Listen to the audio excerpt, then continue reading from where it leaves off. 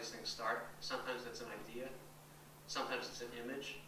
I don't go around sort of writing things down all day and throwing them into a file like I do with all my legal stuff. But I only do that because I'm afraid I'm going to not be able to find it later if a client asks me for it. It's hard to say. It starts all kinds of different ways. Joe? I know you've written over many, many years, but you write in spurts. That is there a certain time or a week or 2 weeks where you suddenly write many poems? Yeah, and that yeah. When do you get to go to the beach? It's the same thing. I write when I have time, when I'm not too tired, when I'm not working on prose stuff, when I'm not traveling. Yeah, sure, it's in spurts because you can't manage the free time because this is my third job.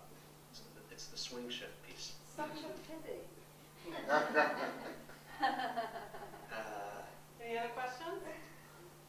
Alan. Mike. You referred earlier to the free verse.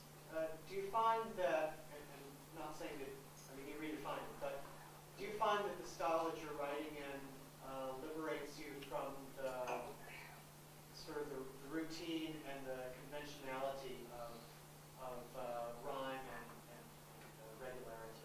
Those are all tools in the toolkit. Basically, it depends on what you want to take out of the toolkit to finish the piece you're working on.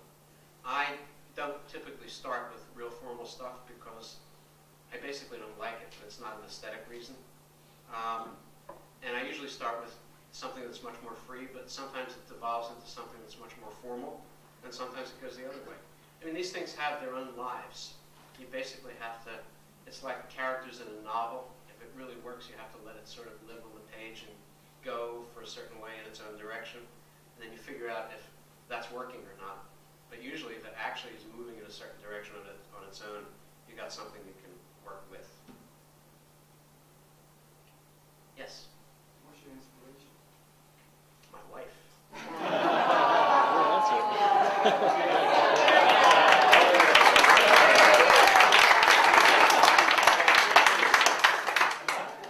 You want to follow up?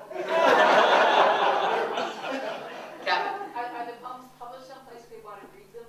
They're published in all kinds of things. Half of the poems that I've read have not been published, and that relates to the question that Joe raised before. I just don't have time to market. This is, I mean, publishing poetry turns out to be almost a full-time job because it's not just writing this stuff. It's constantly sending them out, following up with editors, going to little poetry readings, getting your name out in front of people. And if you've got other things you have to do, it's hard to get stuff published. So Google my name. The stuff that's in, I mean, there are two sources that are in the program you've got. They've been published in a variety. The ones that have been published in a variety of places. Yes, Jean. I have a question for José. Thank God. How could you make such a big sound from such a small piano? How did you get this piano to cooperate? I lost 50 pounds. There's so much, see, I'm so used to Exactly. so A real piano. you try to compensate. For example, I'm just going to tell you the times that the note didn't sound, because it's not the same tension that you get from a Steinway, a keyboard.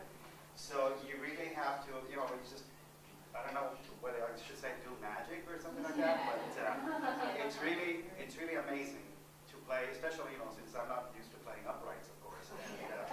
And, it's work, but you do what you can. I mean, that's, let's say, the curse of the pianists. I mean, we're put in front of whatever, cellists trying with their instruments, violinists, but we just have to make do with, whatever we have in front of us. Just try to have a sound in your head, and that's what you go, after. I hope I answered your question. Yes.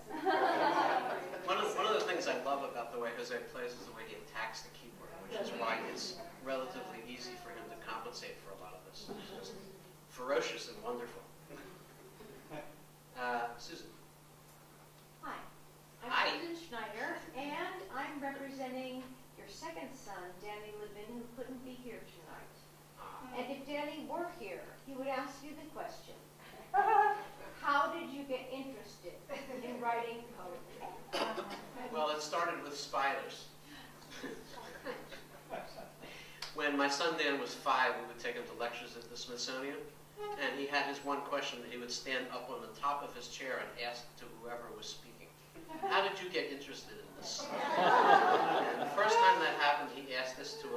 Mississippi who is an expert in spadas. And she said, well, I had them in my kitchen. I had these in my kitchen.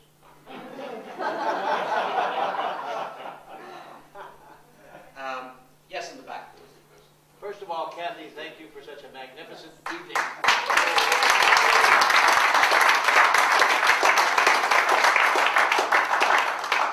Having worked with you, it just continues to show your brilliance in thinking of things that nobody else can. I just had to show up. I was going to ask the same question of both of you. Mike has answered it.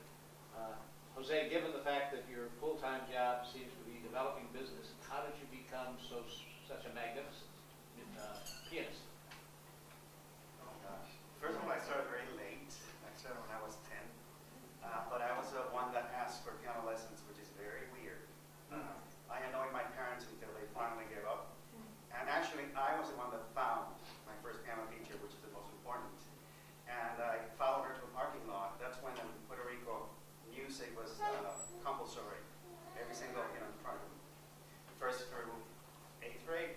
So I followed her to the parking lot, and I, got her phone number. I told her, my parents are going to call you. That's how it started. And it's my passion. I just cannot imagine my life without this instrument.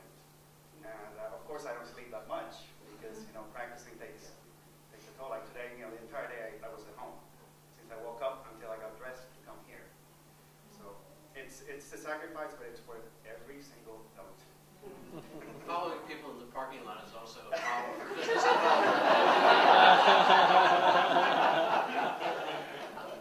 Yes? Yes. How did you collaborate the music with the poetry? Whose decision was it? Good question.